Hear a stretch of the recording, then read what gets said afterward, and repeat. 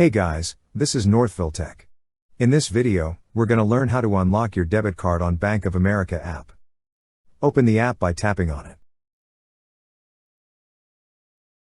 Now, log in with your user ID and password. Once you're logged in, you will see a menu option at the top left corner of the screen. Tap on Menu. Under Menu, you will see an option for Manage Debit Card. Tap on Manage Debit Card. On this screen, you will see an option for Unlock. Tap on Unlock. To verify your identity, a verification code will be sent to your mobile number. Select how you want to receive the code, either via text message or phone call. Then tap on Send Code. Once you receive the code, enter it. Then tap on Continue.